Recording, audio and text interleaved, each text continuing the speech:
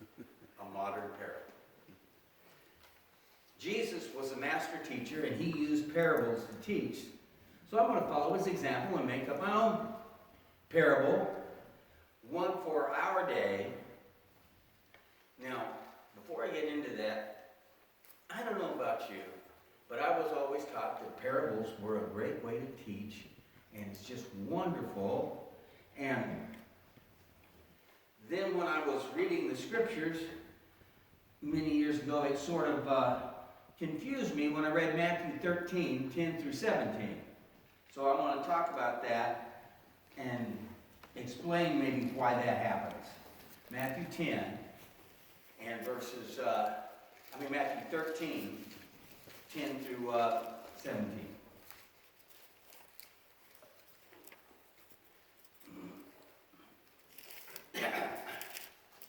Then the disciples came and said to him, "Why do you speak to them in parables?"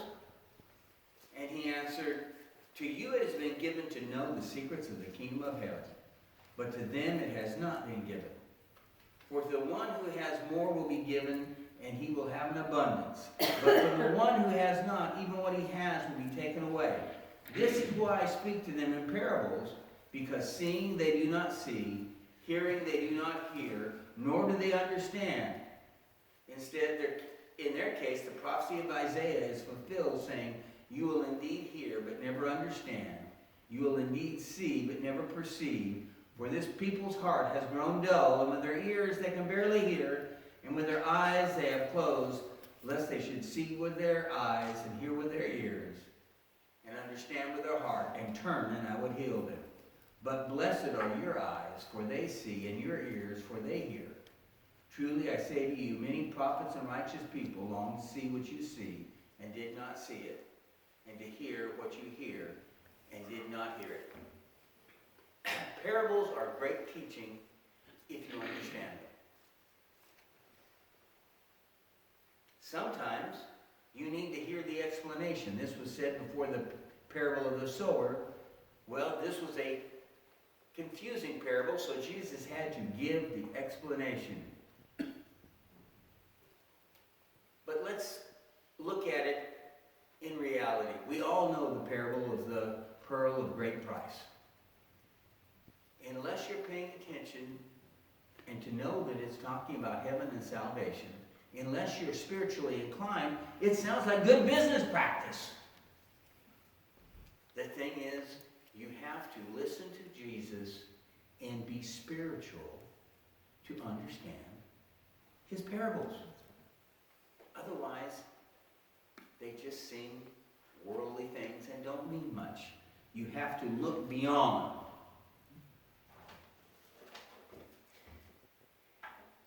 And let's face it, a parable about a caterpillar doesn't seem like it's going to be too much for our lives, but I hope you can see the spiritual things behind it. There was once a caterpillar, and he really liked being a caterpillar. It was really cool. He could eat all he wanted. He could climb up on anything. He could climb upside down.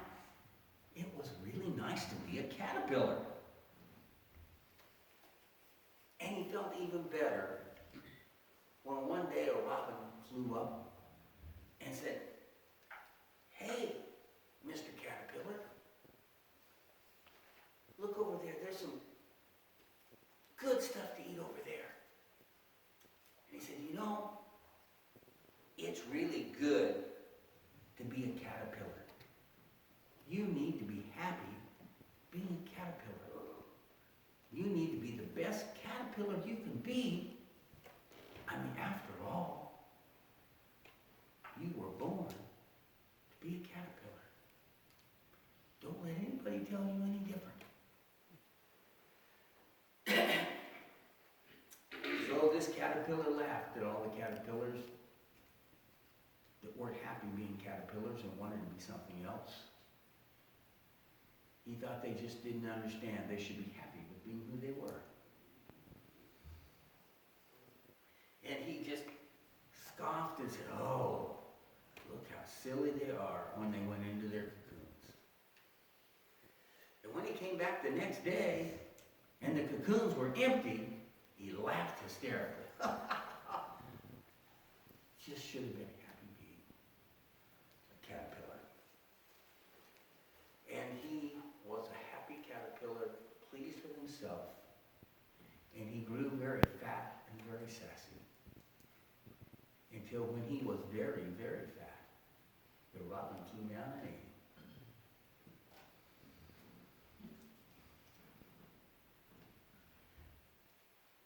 Stupid parable.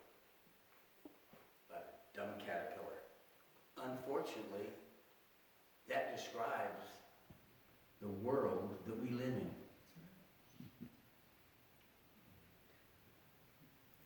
Hate to call Robin Satan, but in my parable, yes. He tells people, be happy with who you are. Don't change. Just be who you are. You were born that way. So if you like to drink too much, well, that's okay. If you have a problem with anger, well, that's okay too. You just be who you are and be happy with it.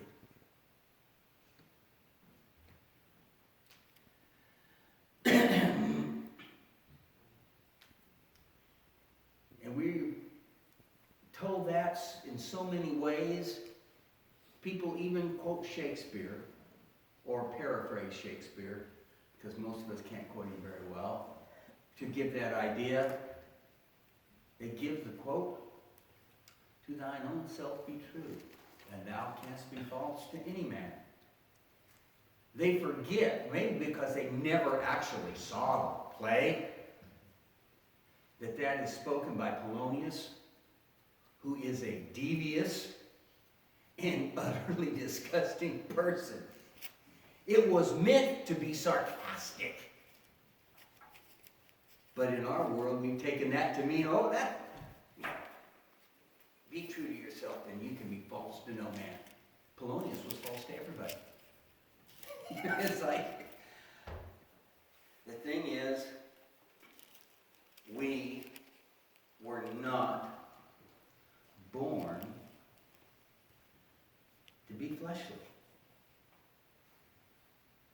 That is not what we were born to be. Turn to 1 John, the 3rd chapter and verse 2.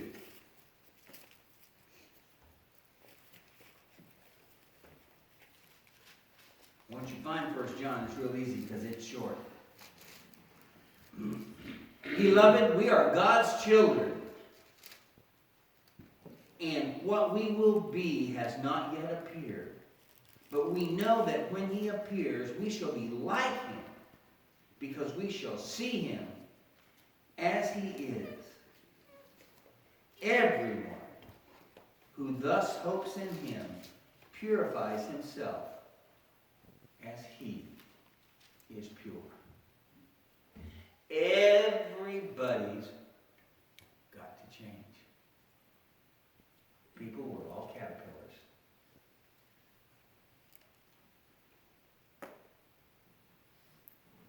You know, the sad thing about that parable is not just that the caterpillar got eaten. The real sad thing is the world was a little uglier because it lost a butterfly.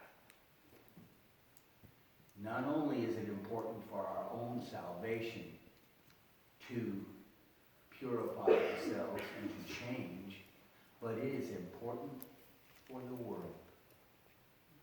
If we don't change to be like Jesus, the world is a little uglier. Amen. The world needs more butterflies.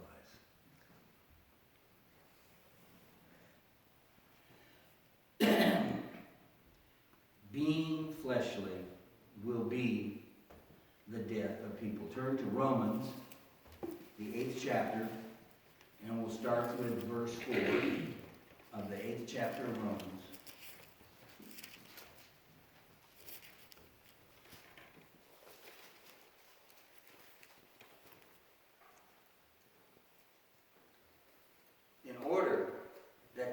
financial requirement of the law might be fulfilled in us who walk not according to the flesh, but according to the Spirit. For those who live according to the flesh set their minds on the things of the flesh, but those who live according to the Spirit set their minds on the things of the Spirit. To set the mind on the flesh is death, but to set the mind on the Spirit is life and peace. For the mind that is set on the flesh is hostile to God, for it does not submit to God's laws. Indeed, it cannot. Those who are in the flesh cannot please God. And skip down to verse 11 in that same chapter. If the Spirit of him who raised Jesus from the dead dwells in you, he who raised Christ Jesus from the dead will also give life to your mortal bodies through his Spirit who dwells in you.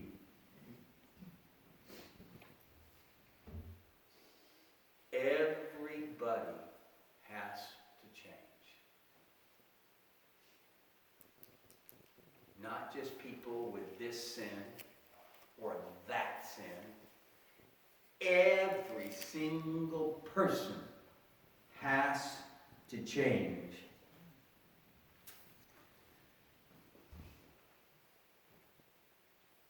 You know, we weren't meant to live here.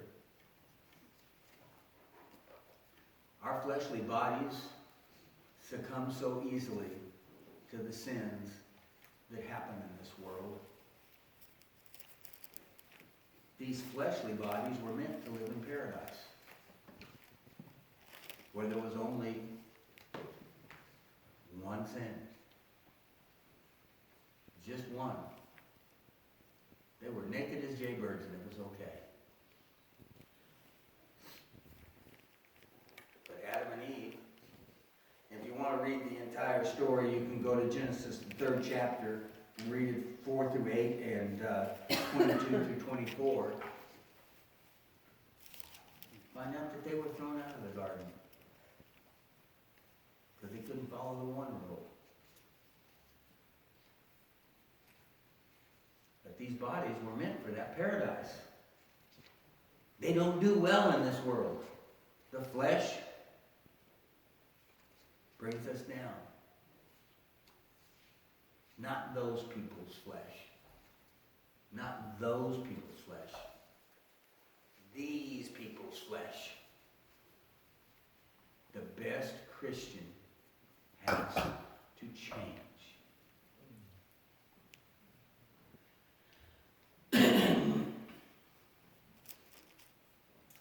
Turn to Romans, the 7th chapter. Let's go back one chapter. And we'll read verse 24.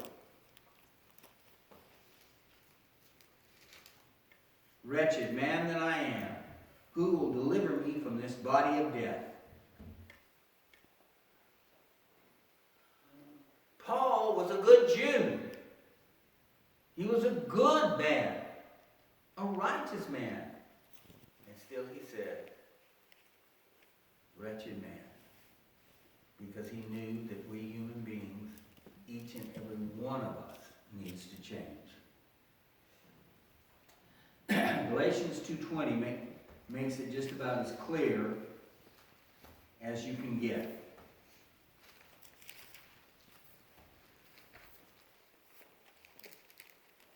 I have been crucified with Christ. It is no longer I who live, but Christ who lives in me. And the life I now live in the flesh, I live by faith in the Son of God, who loved me and gave himself for me.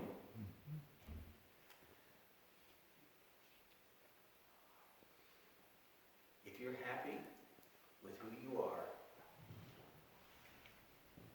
you're never really going to be a Christian.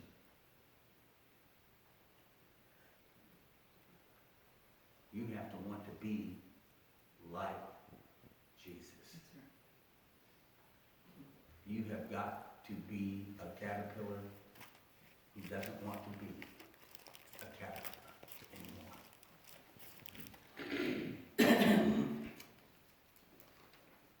It's amazing that life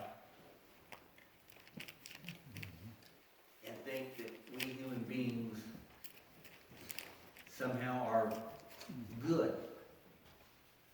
Open your eyes and look at the world and see that people, they mess up. They have the desire to be good, but the ability isn't there.